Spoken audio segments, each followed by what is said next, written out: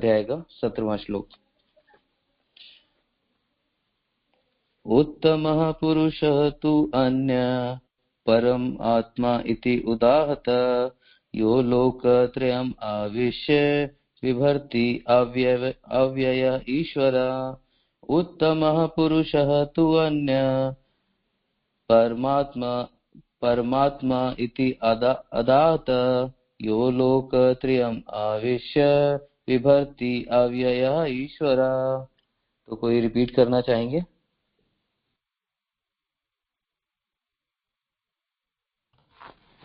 हरे कृष्णा प्रभु जी, पंचांग प्रणाम। हरे कृष्णा माता जी। यस जी। उत्तमः पुरुषः तु अन्यः परमात्मा परम आत्मा इति उदाहता यो लोकत्रयम् आविश्य बिभर्त्य अव्यय ईश्वरः। हरे कृष्णा प्रभु जी, पंचांग हरे प्रणाम। कृष्णा माता जी। कोई और रिपीट करना चाहेंगे?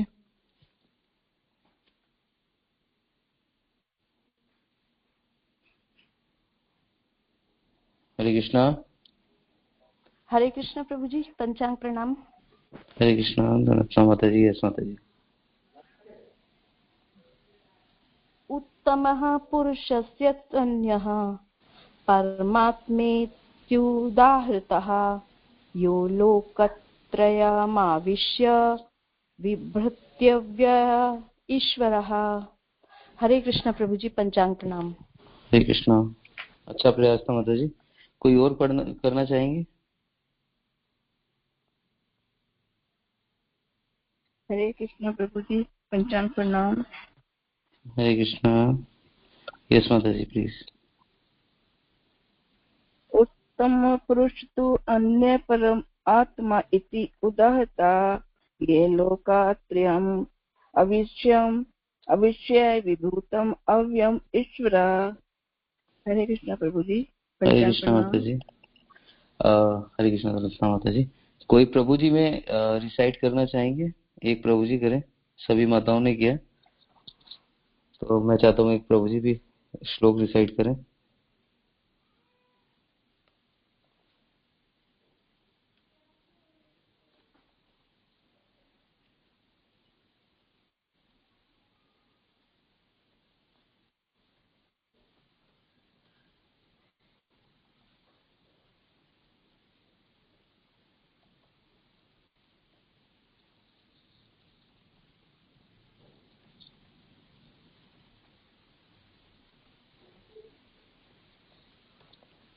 हरे कृष्णा।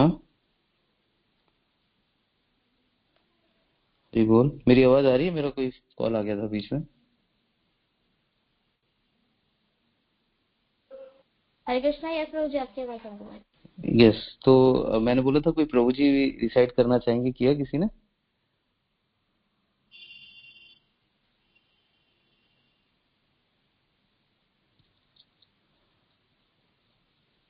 हरि बोल। हिमांशु प्रभु आप करेंगे रिसाइट?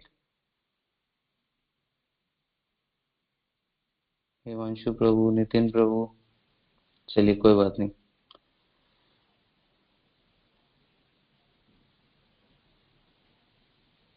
ओके कोई बात नहीं, बस में। तो पहले वर्ड टू वर्ड मीनिंग जान लेते हैं। उत्तमः, उत्तम, उत्तम का मतलब है श्रेष्ठ। पुरुषः, उत्तमः पुरुष अन्य, तो उत्तम श्रेष्ठ पुरुष व्यक्ति, तू लेकिन, अन्य अन्य। परम आत्मा परमात्मा, इति इस प्रकार, उदाहता कहा जाता है, यह जो लोक ब्रह्मांड के त्रयम तीन विभागों में अविश्य प्रवेश करके विभर्ति पालन करता है, अव्यय अविनाशी ईश्वर भगवान। तो इसका पहले मीनिंग जान लेते हैं। इन दोनों के अतिरिक्त एक परम पुरुष परमात्मा है जो साक्षात अविनाशी भगवान है और जो तीनों लोकों में प्रवेश करके उनका पालन कर रहा है। तो इस श्लोक को पहले समझने से पहले हमें थोड़ा सा रिकैप जानना पड़ेगा कि किन दोनों के अतिरिक्त की यहाँ पर बात हो रही है। इन दोनों के अतिरिक्त एक परम पुरुष परमात्मा है जो साक्षात अविनाशी भगवान है और जो तीनों लोकों में प्रवेश करके उनका पालन कर रहा है। ठीक है। तो अभी पहले थोड़ा सा रिकैप जान लेते हैं, जिससे कि हमें पता चल जाएगा कि किन दोनों की बात कर रहे हैं, यहाँ पर किन दोनों के अतिरिक्त की बात कर रहे हैं, कि एक परम पुरुष परमात्मा है, तो कौन है। तो पिछले श्लोकों में थोड़ा सा अगर हम रिकैप में जाते हैं, हाँ, तो पिछले श्लोकों में क्या था, भगवान अपने पुरुषोत्तम योग जो अध्याय है पुरुषोत्तम योग, तो इसमें पूर्ण पुरुषोत्तम भगवान का अर्जुन को समझा रहे हैं, है ना, कि क्या है पूर्ण पुरुषोत्तम योग, क्या है ये, है ना। तो क्या बता रहे हैं अर्जुन को पिछले श्लोकों में, पहले सूर्य के बारे में बता रहे हैं। सूर्य जो सारे संसार को अंधकार से दूर करता है, उसका तेज कहाँ से आ रहा है, वो मुझसे आ रहा है। तो सूर्य का जो तेज है, जो प्रकाश है, उसका ओरिजिन क्या है, भगवान स्वयं, है ना। तो भगवान इस पुरुषोत्तम योग में अर्जुन को क्या बता रहे हैं, कि जो सूर्य है, जो पूरे संसार को रोशन कर देता है, जैसे सूर्य उदय होता है अंधकार का नाश हो जाता है ना। तो वो सूर्य भी कहाँ से तेज प्राप्त कर रहा है, उसका ओरिजिन कहाँ से है, वो स्वयं भगवान से ले रहा है उस तेज को, है ना। सूर्य और अग्नि और चंद्रमा के तेज कहाँ से उत्पन्न होते हैं, जो अग्नि का है उसका तेज कहाँ से उत्पन्न हो रहा है, वो भी स्वयं भगवान से। चंद्रमा कहाँ से तेज ले रहा है, वो भगवान से ले रहा है ना। मैं सभी लोकों में प्रवेश करता हूँ, तो भगवान को किसी पासपोर्ट की जरूरत नहीं है ना, किसी वीजा की जरूरत नहीं है। भगवान सभी लोगों में, मतलब हमें तो एक देश से दूसरे देश में जाने के लिए पासपोर्ट और वीजा अप्लाई करना पड़ता है, उसमें भी रिजेक्शन आ जाते हैं। तो भगवान क्या कह रहे हैं, मैं सभी लोगों में प्रवेश करता हूँ without any passport any visa, है ना। भगवान को किसी चीज की जरूरत नहीं है, किसी आइडेंटिटी की जरूरत नहीं है। भगवान इस संसार में नहीं, किसी भी लोक में, किसी भी ब्रह्मांड में भगवान जा सकते हैं, आ सकते हैं, है ना। और सभी प्लेनेट मेरी जितने भी लोग हैं, जितने भी ग्रह आप देख रहे हैं, लोग देख रहे हैं, वो किसकी शक्ति से चल रहे हैं, वो भगवान की शक्ति से ही अपनी एक कक्षा में जो घूम रहे हैं ना, तो वो भी भगवान की प्लानिंग है। हम एक गाड़ी भी घुमाते हैं ना, तो उसको भी हम बैलेंस नहीं कर पाते कई बार, है ना। लेकिन भगवान सोचो कि कितने हजारों अरबों करोड़ों वर्षों से, है ना, अनंत कोटि समय से भगवान इन लोगों को एक ही डायरेक्शन में चला रहे हैं। आप देखिए, सर्दी के टाइम पे सर्दी आ रही है, गर्मी के टाइम पे गर्मी आ रही है, ऋतु अपने टाइम पे आ रही है ना। ग्रह अपनी पोजीशन में घूम रहे हैं, कितना परफेक्ट सिस्टम है ना। कोई साइंटिस्ट प्लेन बनाता है, रॉकेट बनाता है, वो भी क्रैश कर जाते हैं। कभी किसी ग्रह को आपस में लड़ते झगड़ते देखा है कि उनकी आपस में टक्कर हो गई हो, नहीं होती ना। तो जो कार्य भगवान करते हैं वो परफेक्ट होता है, क्योंकि भगवान स्वयं परफेक्ट है ना। तो अभी तक रिकैप में यही चल रहा है कि भगवान क्या कह रहे हैं, मैं सभी लोगों में प्रवेश करता हूँ और सभी प्लेनेट मेरी ही शक्ति से अपनी कक्षा में घूम रहे हैं। तो ये भगवान की प्रोग्रामिंग है, किसी ऑर्डिनरी प्रोग्रामर की या किसी भी साइंटिस्ट की प्रोग्रामिंग नहीं है, ये भगवान की प्रोग्रामिंग है। तो भगवान की प्रोग्रामिंग सबसे हाईएस्ट होती है, उसमें कभी कोई वायरस नहीं आता, कोई त्रुटि नहीं होती, ठीक है। और मैं ही चंद्रमा बनकर सारे वनस्पतियों को जीवन रस प्रदान करता हूँ।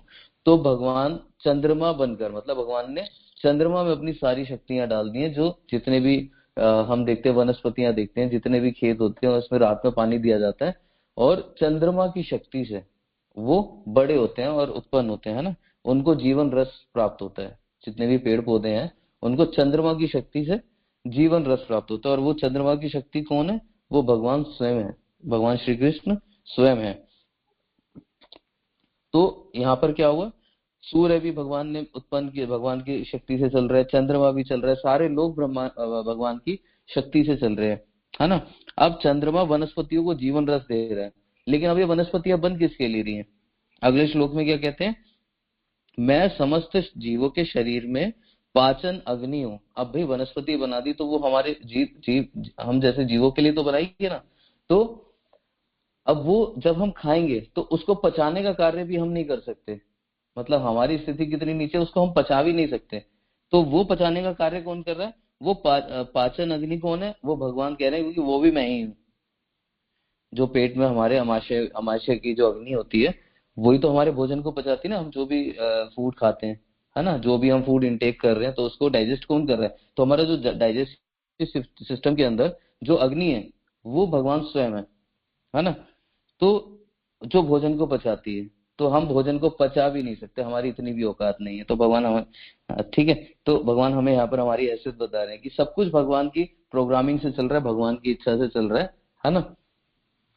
तो आगे क्या कहते हैं, मैं श्वास प्रवास श्वास होती है सांस, जो हम सांस लेते हैं। प्रवास जो प्राणवायु, जो प्राणवायु हमारे अंदर है जिससे हम चल रहे हैं, है ना, में रहकर 4 प्रकार के अन्नों को पचाता हूँ। 4 प्रकार के जो अन्न होते हैं, हाँ 4 प्रकार के जो अन्न है उसको कौन पचा रहा है? भगवान पचा रहे हैं। तो किस प्रकार के 4 प्रकार के अन्न होते हैं? एक होते हैं कि निगलने वाले, जो निगले जाते हैं, जो पानी हो गया, पेय पदार्थ जिसको कहते हैं। एक चबाए जाते हैं, जो भोज्य होते हैं, जो भोजन हम खाते हैं, चबाते हैं, है ना, जो हम प्रसाद पाते हैं, चावल रोटी ये सारा। और कुछ खाद्य पदार्थ होते हैं जो चाटे जाते हैं, है ना, और कुछ चूसने वाले होते हैं। तो ये 4 प्रकार के जो खाद्य पदार्थ हैं, तो हाँ इन चारों प्रकार के उनको कौन पचाता है? भगवान पचाते हैं। अन्नों की पाचक शक्ति कौन है इन सबकी? भगवान स्वयं है ना। तो भगवान हमें बता रहे हैं कि हम कहाँ स्टैंड करते हैं। हम तो अपने भोजन को भी नहीं पचा सकते। तो मैं सभी जीवों के अंदर आसीन हूँ, ये भी भगवान बता रहे हैं कि मैं ही सभी जीवों के, और मुझसे ही स्मृति, अगर हम कुछ याद भी रख पाते हैं ना, स्मृति भी है ना हमारे अंदर, तो वो भी भगवान की वजह से है, भगवान ही है उसका कारण। और ज्ञान हमारे अंदर जो टिक पाता है, जो हम ज्ञान ले पाते हैं, वो भी भगवान ही है उसका कारण, भगवान की कृपा से ही होता है। और विस्मृति, अगर हम कुछ भूल जाते हैं तो वो भी भगवान की ही प्रोग्रामिंग है ना, तो वो भी भगवान की ही कृपा है। अब भगवान आगे क्या कहते हैं? वेदों में भी जानने योग्य मैं ही हूँ। मतलब अगर कुछ वेदों में से आपको निकालना भी है ना, तो आप मटेरियल हैप्पीनेस मत निकालो अपनी कि आप मटेरियली आप खुश हो जाएंगे। तो वेदों में से भी निकालने योग्य क्या है? वो भगवान ही है ना। तो अब क्या है, जीव 2 प्रकार के होते हैं। अब यहाँ पर क्या है ना, श्लोक में क्या दिया? इन दोनों के अतिरिक्त एक परम पुरुष परमात्मा है। तो किन दोनों के अतिरिक्त की बात हो रही है? यहाँ पे 2 प्रकार के जीवों की बात हो रही है। तो जीव हैं 2 प्रकार के, एक प्रकार होता है च्युत और एक होता है अच्युत। तो जो च्युत जीव है, इसका मतलब क्या होता है कि जिसका नाश निश्चित है, जो नश्वर है। नश्वर जीव को क्या बोलेंगे? जो च्युत है ना। शर है, मतलब उसका क्षय निश्चित है, यानी टेम्परेरी है, क्योंकि वो इस भौतिक संसार में टेम्परेरी जगत के अंदर है ना, तो वो नश्वर है। तो उसको क्या बोलेंगे? ये किस प्रकार का जीव है? जो च्युत है। एक है अच्युत। अच्युत होता है जो परमानेंट है, जिसका कोई नाश नहीं होता, नश्वर नहीं है, जो स्पिरिचुअल जगत में, मतलब आध्यात्मिक जगत में जो है ना। तो उसमें प्रत्येक जीव क्या कहलाता है? वो अच्युत कहलाता है, मतलब अक्षर। ये तो शर होता है, हाँ, जो च्युत जीव है वो शर होता है, जो अच्युत जीव है वो अक्षर होता है, जिसका कभी नाश नहीं होता, मतलब परमानेंट जीव है ना। तो अब हम आते हैं अपने मेन आज के श्लोक पे, कि अब इन दोनों जीवों च्युत और अच्युत के ऊपर या अलग अतिरिक्त एक कौन है? एक परम पुरुष परमात्मा है ना। अब यहाँ पर क्या बताया गया? परम पुरुष परमात्मा इन दोनों के ऊपर, जो साक्षात अविनाशी भी है, भगवान है, और तीनों लोकों में प्रवेश करके सभी जीवों का पालन पोषण कर रहे हैं। अब जैसे आगे क्या प्रभुपाद जी तात्पर्य में बताते हैं कि इस श्लोक का भाव कठोपनिषद तथा श्वेताश्वर उपनिषद में अत्यंत सुंदर ढंग से व्यक्त हुआ है। वहां यह कहा गया है कि असंख्य जीवों के नियंता, जिनमें से कुछ बद्ध हैं और कुछ मुक्त हैं, एक परम पुरुष है जो परमात्मा है। तो उपनिषद में कौन सा श्लोक कोट करते हैं प्रभुपाद श्लोक करते हैं उपनिषद का जो श्लोक इस प्रकार है, एक सेकंड श्लोक निकाल लेते हैं। हाँ, नित्यो नित्यानां चेतनश्च चेतनाम एको बहुना यो विदधाति कामान तत्कारण एक सा सांख्य योग अधिगम्य ज्ञात्वा देवम उच्यते सर्वपासे। तो क्या बताते हैं इसके तात्पर्य में? यह सनातन शाश्वत है, चेतन में चेतन है, और अद्वैत होते हुए भी बहुतों की इच्छाओं को पूरा करता है।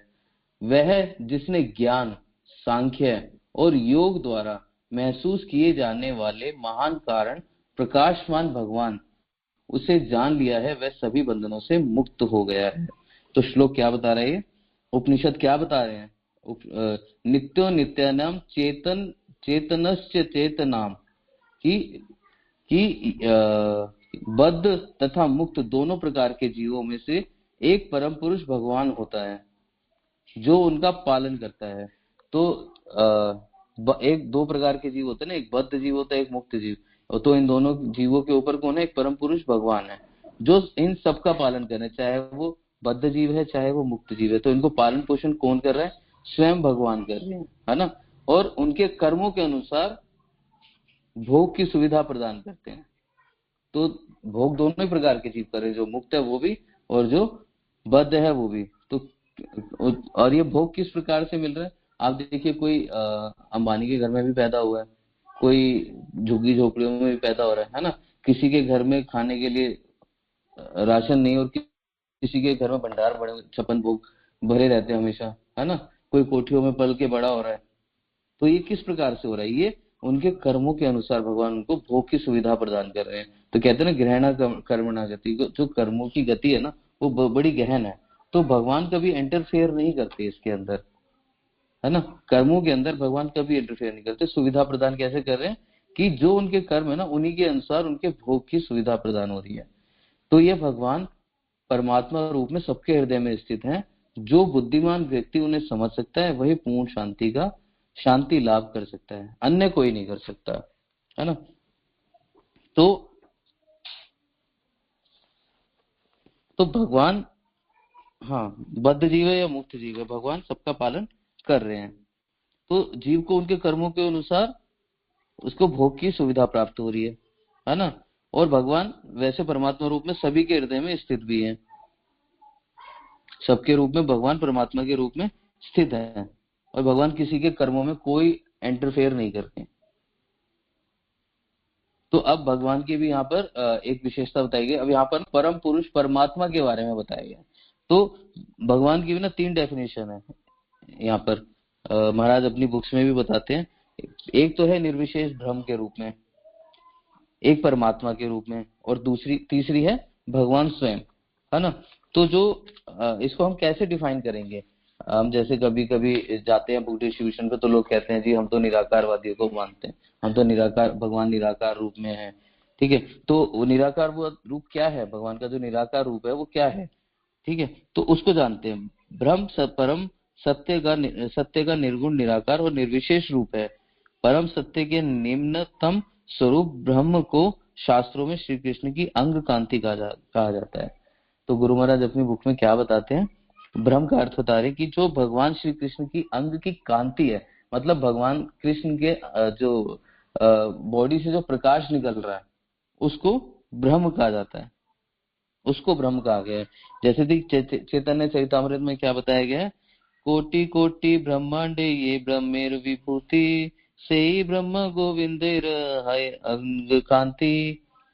तो ब्रह्मा जी क्या कहते हैं? निर्विशेष ब्रह्म के ऐश्वर्य करोड़ों ब्रह्मांडों में परिव्याप्त होते हैं। यह ब्रह्म भगवान गोविंद के शारीरिक तेज मात्र होता है। तो ये भगवान का तेज ही है। भगवान का जो निराकार रूप है ना, जिसको निराकारवादी भजते हैं, तो भगवान के अंदर से निकलने वाली उनका तेज है, उनका प्रकाश है, उसको भगवान मान बैठे हैं लोग, है ना।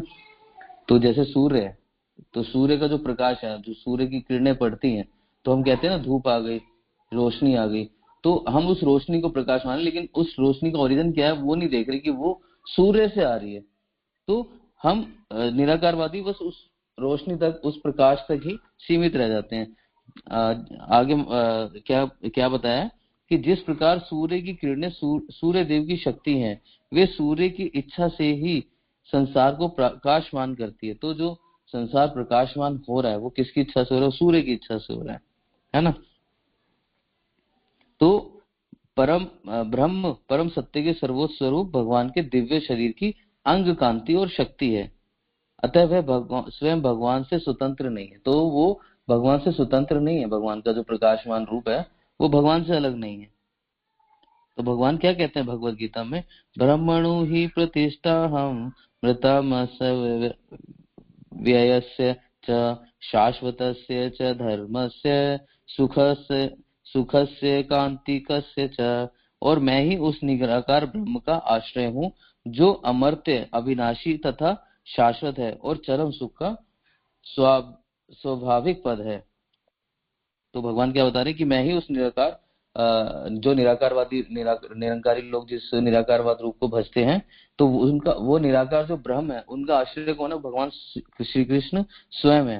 भगवान क्लियर कर रहे हैं भगवत गीता के 14.27 में, पिछले श्लोक में भगवान ने क्लियर किया है कि उस ब्रह्म स्वरूप का भी आश्रय मैं ही हूँ, वो मेरे ऊपर ही आश्रित है ना। तो आगे क्या है, क्वेश्चन आता है कि यस, अर्जुन क्वेश्चन करते हैं कि जो आपकी सेवा में सदैव तत्पर रहते हैं या अव्यक्त निर्विशेष ब्रह्म की पूजा करते हैं, इन दोनों में से किसे अधिक पूर्ण सिद्ध माना जाए। तो अर्जुन का क्वेश्चन आता है कि भाई जो आपको एक तो साक्षात रूप में बसते हैं और जो आपकी सेवा में सदैव तत्पर रहते हैं, और दूसरा जो निर्विशेष ब्रह्म की पूजा करते हैं, तो दोनों में से श्रेष्ठ कौन है? तो भगवान क्या आंसर कर रहे हैं? भगवान आंसर करते हैं, मयि आवेश्य मनो ये माम नित्य युक्ता उपासते श्रद्धया परयोपेता अस्ते में युक्तमा मता। भगवान क्या कहते हैं कि जो लोग अपने मन को मेरे साकार रूप में एकाग्र करते हैं, वे मेरे द्वारा परम सिद्ध माने जाते हैं। तो जो भगवान के साकार रूप को भजते हैं, है ना, और अपने ज्ञान को, अपने मन को भगवान के चरणों में एकाग्र करते हैं, तो उनको क्या माना जाता है? परम सिद्ध माना जाता है। अर्जुन का क्वेश्चन था ना कि किसको सिद्ध माना जाए। तो जैसे कि एक एग्जांपल से समझते हैं कि हमारे शास्त्रों में जैसे प्रकाशानंद सरस्वती ठाकुर के बारे में बताया गया था कि वो बनारस में एक ब्रह्मवादी शुष्क वेदांती सन्यासी थे जो ब्रह्म निराकार रूप की उपासना करते थे। प्रकाशानंद जो सरस्वती थे वो निराकारवादी रूप को भजते थे। वे भी, और उनको वो भी जब चैतन्य महाप्रभु के संग में आए, है ना, और उन्होंने भगवान श्री कृष्ण के की लीला, गुण और रूप और धाम में के बारे में सुना, तो वो उससे आकर्षित हो गए और वो भी परम वैष्णव बने, क्योंकि उनको ये पता चल गया कि जो जिस प्रकाशमान स्वरूप को वो भगवान मान बैठे हैं, वो भगवान की एकमात्र शक्ति ही है, शक्ति स्वरूप है ना। तो ये तो जैसे कि गोपियां भी कहती हैं, क्या कहती हैं उद्धव जी को? गोपियों ने कहा ना कि हे उद्धव, उस निराकार ब्रह्म का कोई रूप नहीं, अर्थात ना तो उनका कोई सुंदर मुख कमल है, ना उनके सुंदर हाथ पैर हैं, और ना ही मुख और कर्ण है। ऐसी स्थिति में भला किस प्रकार हम उनसे प्रेम का व्यवहार कर सकते हैं? तो गोपियों ने कहा कि भाई हम उस ब्रह्म से कैसे प्रेम कर सकते हैं? ना तो उनका कोई मुंह है, ना आकार है ना, ना उनका कोई सौंदर्य है, ना ही उनके कोई कान है, तो वो सुन भी नहीं सकते। तो कैसे हम उनसे प्रेम का आदान प्रदान करें? सेवा कैसे करेंगे उनकी? क्योंकि गोपियों का परम भाव था भगवान को सर्व करना, उनकी सेवा करना, है ना। तो ये तो था ब्रह्म स्वरूप कि भगवान की जो शक्ति है ब्रह्म के रूप में, निराकारवादी जो शक्ति है, तो ये उसके बारे में बताया गया कि गोपियां भी उसका खंडन करती हैं। और कितने निराकारवादी जो निराकारी हैं, उन्होंने भी भगवान की शरण ग्रहण करी जब उनको सही गीता और भागवत का और शुद्ध भक्तों का जब संग प्राप्त हुआ। एक अगला स्वरूप क्या है भगवान का, जो मैंने दूसरा स्वरूप बताया, वो है परमात्मा स्वरूप। जो इसमें परम पुरुष परमात्मा के बारे में अभी जो बताया गया है कि वह भगवान परमात्मा रूप में सबके हृदय में स्थित हैं। जो बुद्धिमान व्यक्ति उन्हें समझ सकता है वही पूर्ण शांति लाभ कर सकता है, अन्य कोई नहीं। तो प्रभुपाद जी अपने तात्पर्य में बताते हैं ना, लास्ट की 2 लाइनों में, है ना। तो अब परमात्मा रूप को समझते हैं थोड़ा सा। तो परम सत्य के द्वितीय स्वरूप परमात्मा हमारे हृदय में साक्षी रूप में विराजमान रहते हैं। तो भगवान जो है ना, हमारे हृदय में साक्षी रूप में सदैव विराजमान रहते हैं।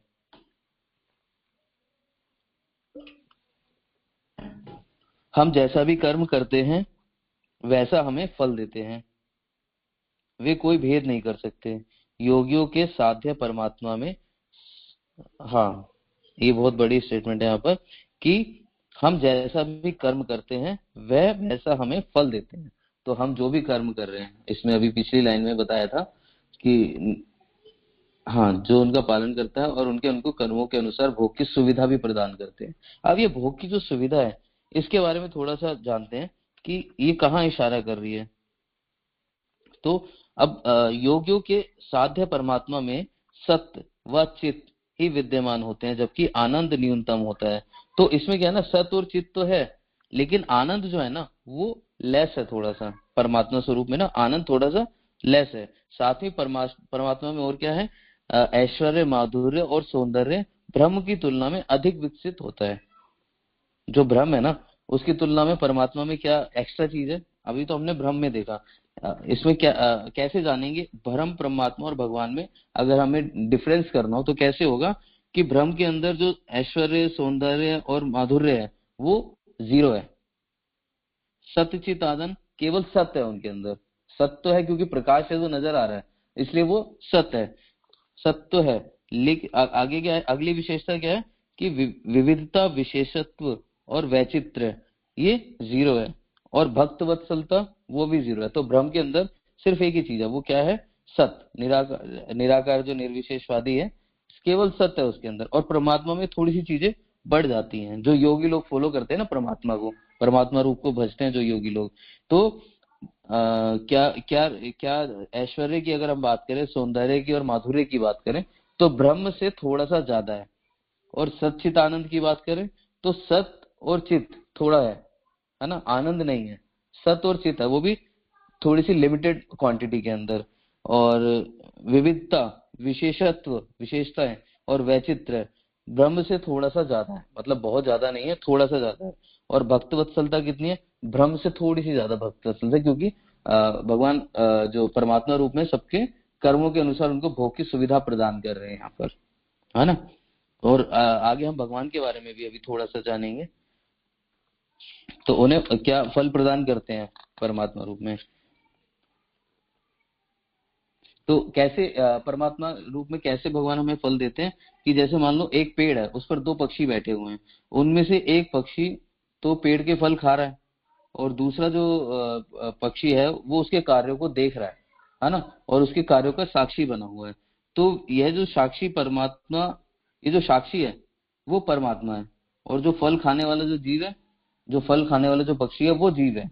तो भगवान जो है ना बैठे एक ही पेड़ पे हैं, तो जैसे जो ये पेड़ है उसको शरीर के रूप में मानो कि हमारा जो शरीर है और जो आत्मा है वो ये पेड़ की तरह है, और उसमें 2 पक्षी हैं, एक जीवात्मा और एक परमात्मा जो हमारे हृदय के अंदर है। तो हम जो कर्म कर रहे हैं, मतलब हम इस पेड़ पे शरीर में रह के जो हम भोग कर रहे हैं या जो कर्म कर रहे हैं, है ना, तो उसको उसका साक्षी कौन है, वो परमात्मा हमारे साक्षी है उसके अंदर। तो बड़ा अच्छा इसमें बताया गया है।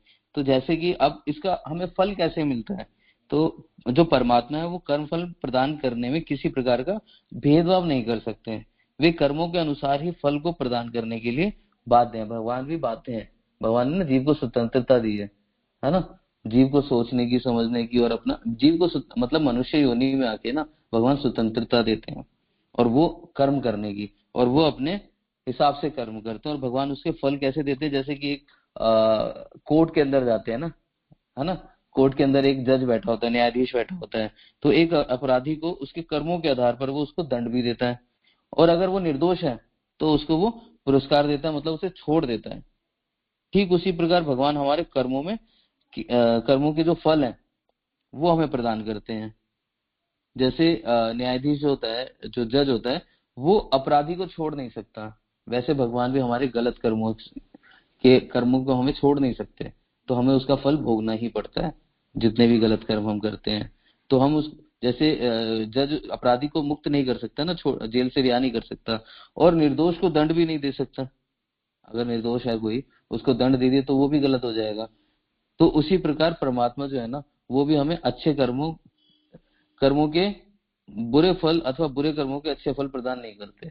अच्छे कर्मों के हमें अच्छे फल मिलेंगे, बुरे कर्मों के हमें बुरे फल मिलेंगे। तो इसलिए भक्त वत्सलता का गुण उनमें नहीं हो सकता। भगवान जो परमात्मा स्वरूप है ना उनमें एक चीज मिसिंग है कि भक्त वत्सलता नहीं है, क्योंकि वो बिल्कुल जज की तरह है। बिल्कुल जैसे हम कर्म करेंगे ना वैसे हमें फल भोगने पड़ते हैं, वैसी हमें फैसिलिटी अवेलेबल होगी हमें हमारे कर्मों के हिसाब से, है ना। तो बड़ा सुंदर प्रभुपाद जी ने यहाँ पे दिया कि हम जो कर्म कर रहे हैं उसके हिसाब से हमें फल भोगने पड़ेंगे। तो इसलिए भक्त वत्सलता का गुण उनमें नहीं हो सकता, यह तो केवल उन स्थानीय प्रतिनिधि परमात्मा को नियुक्त करने वाले भगवान श्री कृष्ण का अधिकार क्षेत्र है। तो ये जो भक्त वत्सलता का जो गुण है वो केवल और केवल भगवान श्री कृष्ण के पास है। तो परम सत्य के सर्वोच्च स्वरूप स्वयं भगवान ही है, श्री कृष्ण है, क्योंकि भगवान में संपूर्ण ऐश्वर्य कूट कूट मतलब संपूर्ण ऐश्वर्य मतलब 100% ऐश्वर्यवान कोई नहीं है पूरे जगत में। सबसे ज्यादा ऐश्वर्यवान कौन है? भगवान श्री कृष्ण। माधुर्य सबसे ज्यादा किसके अंदर है? भगवान श्री कृष्ण। सौंदर्य किसके पास है सबसे ज्यादा? भगवान श्री कृष्ण। रूप किसका सबसे ज्यादा अत्यधिक सुंदर है? वो भगवान श्री कृष्ण का। रूप, गुण, लीला, परिकर, निर्धाम आदि संपूर्ण मात्रा में विद्यमान होते हैं, मतलब 1% भी लेस नहीं है, 100% इन सभी का भगवान श्री कृष्ण में समावेश होता है। तो विष्णु पुराण में भी क्या कहा गया है? विष्णु पुराण में कहते हैं ऐश्वर्यस्य समग्रस्य वीर्यस्य यशस्श्रिय ज्ञान वैराग्य श्री वैराग्योश्चैव शशना भग इति गण। संपूर्ण ऐश्वर्य, वीर्य, जगत को धारण करने की शक्ति विशेष, यश, श्री, समस्त ज्ञान, परिपूर्ण वैराग्य के समुच्चय को भग कहते हैं। इस प्रकार भगवान वे हैं जिनमें ये 6 ऐश्वर्य संपूर्ण रूप से विद्यमान होते हैं। तो निराकार ब्रह्म और परमात्मा में 6 ऐश्वर्य संपूर्ण मात्रा में नहीं होते हैं, है ना। तो 4 प्रकार के वो बताए गए हैं माधुर्य। क्या है? लीला माधुरी होती है, प्रेम माधुरी होती है ना, और वेणु माधुरी, भगवान वेणु बहुत सुंदर बजाते हैं ना। और उसके बाद क्या होती है? रूप माधुरी। तो ये 4 प्रकार की माधुरी है भगवान की। तो ये सब किसकी क्वालिटी है? भगवान श्री कृष्ण की। तो अब भगवान के अंदर इन दोनों से ऊपर कौन सा गुण है कि जो भक्त फॉलो करते हैं? ब्रह्म को कौन फॉलो करते हैं? जो निराकारवादी निर्विशेषवादी लोग हैं, है ना। परमात्मा को योगी लोग फॉलो करते हैं, लेकिन भगवान को फॉलो कौन करते हैं? भक्त। भगवान की भक्ति भक्त करते हैं। जो भगवान श्री कृष्ण की भक्ति करते हैं वो भक्त होते हैं। तो अब जैसे कि हमने 4 चीजों के ऊपर चर्चा करी थी, ऐश्वर्य, सौंदर्य और माधुर्य। ब्रह्म के अंदर तो 0 और परमात्मा में ब्रह्म से थोड़ा सा ज्यादा, लेकिन भगवान श्री कृष्ण के अंदर 100% क्वांटिटी के अंदर संपूर्ण मात्रा में भगवान सबसे ज्यादा सुंदर है, सबसे ज्यादा माधुर्य भगवान में है, ऐश्वर्य भगवान से ज्यादा किसी का हो नहीं सकता, है ना। और उसके बाद दूसरी क्वालिटी क्या है? सत्चित आनंद। ठीक है, ब्रह्म के अंदर क्या था? ओनली सत्य। परमात्मा में सत्य के साथ में थोड़ा सा चित था, है ना। लेकिन भगवान के अंदर सत्य, चित और आनंद संपूर्ण 100% कैपेसिटी के साथ में था, है ना। तभी तो भगवान को कहा था ना सच्चित आनंद गोविंदम आदि पुरुषम तमम भजामि। तो तीसरा क्या था? विविधता, विशेषत्व और वैचित्र्य। तो जो ब्रह्म के अंदर तो है 0 और परमात्मा में ब्रह्म से थोड़ा सा अधिक और भगवान के अंदर है 100% संपूर्ण मात्रा में। और भक्त वत्सलता की अगर बात करें तो ब्रह्म के अंदर तो भक्त वत्सलता है ही नहीं, क्योंकि कोई रूप ही नहीं, तो वत्सलता कहाँ से आएगी, है ना। तो 0 है। और परमात्मा रूप में ब्रह्म से थोड़ा सा ज्यादा है, जो कर्मों के हिसाब से हमें फल दे रहे हैं। और भगवान के अंदर संपूर्ण मात्रा में भक्त वत्सलता है। भगवान गोपियों के लिए कुछ भी बन जाते हैं, अपने ग्वालों के लिए देखो ना क्या बन जाते हैं, गैया को चरा रहे हैं। कितनी भक्त वत्सलता है भगवान के अंदर। और अपने ग्वाल सखाओ का जूठन खा रहे हैं, है ना। तो ये भगवान है, ये वत्सलता है भगवान की। तो ये गुण है भगवान का। तो अब इस श्लोक से हमें क्या समझ में आ रहा है कि भगवान जो परमात्मा रूप में है वो सबके हृदय में तो स्थित हैं, और उन्हें समझ कौन सकता है? बुद्धिमान व्यक्ति ही उन्हें समझ सकता है। और बुद्धिमान कौन है?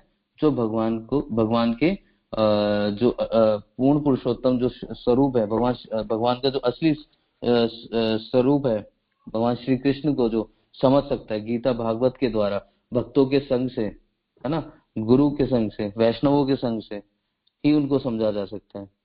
और वह पूर्ण शांति लाभ कर सकता है। पूर्ण शांति का लाभ ना तो योगी को मिल सकता, ना किसी निर्विशेषवादी को मिल सकता, और ना किसी अन्य सिद्धि के द्वारा आपको पूर्ण शांति का लाभ हो सकता है। वो सिर्फ और सिर्फ भगवान की प्रेमा भक्ति के द्वारा ही आपको मिल सकता है। और प्रेमा भक्ति कब आएगी? जब हम भगवान के भक्तों की सेवा करेंगे, ज्ञान लेंगे, सही तरीके से सही परंपरा में ज्ञान लेंगे, और सही परंपरा में ज्ञान लेके उस ज्ञान को अप्लाई करेंगे, एप्लीकेशन में लाएंगे, है ना। एप्लीकेशन में कैसे लाएंगे? जब हम उनकी सही तरीके से सेवा करेंगे, भक्तों का मान करेंगे, सम्मान करेंगे, है ना। तो अमानी ना मान देना कीर्तनीय सदा हरि, अपने मान और अभिमान की आशा ना करते हुए हम भगवान के और भक्तों के मान को ऊपर रखेंगे हमेशा। कभी किसी भक्त का कोई मान का क्षय नहीं होने देंगे। हमेशा हर भक्त का सम्मान करेंगे, सम्मान की दृष्टि से देखेंगे, चाहे वो छोटा हो चाहे वो बड़ा हो। हम किसी का मजाक भी नहीं बनाएंगे, है ना। तो भक्त के अंदर के बड़े सारे गुण हैं, जो भक्त के अंदर की बड़ी सारी क्वालिटीज हैं, जो अपने आप ही स्वतः भगवान हमारे अंदर डाल देंगे अगर हम सही तरीके से गुरु परंपरा को, अपने सीनियर वैष्णवों को अगर हम सही तरीके से फॉलो करेंगे ना, तो भगवान पूर्ण शांति का लाभ हमें कराएंगे। अन्य कोई इसका लाभ नहीं उठा सकता। ये स्टेटमेंट है प्रभुपाद जी की कि जो सही तरीके से, सही ढंग से, सही परंपरा में, सही भक्तों के संग में रह के भक्ति करेंगे, वही इसका लाभ उठा पाएंगे, अन्यथा नहीं उठा पाएंगे। ठीक है, तो हरे कृष्णा। आज की मेरी सेवा यहीं तक थी, आगे समय भी हो गया, तो किसी का एडिशन है या कोई प्रश्न है तो ले सकते हैं, और जो भी मेरी त्रुटियां हो तो उसके लिए मैं क्षमा चाहता हूँ।